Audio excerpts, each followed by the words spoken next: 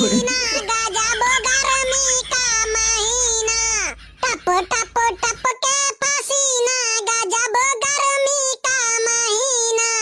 जेठा हमारे कूलर ले आए जेठानी अलग कर दीना गजब गर्मी का महीना टप टप टप के पसीना गजब गर्मी का महीना देवर हमारे बीजना ले आए दौरानी कलेश कर छीना गजब गर्मी का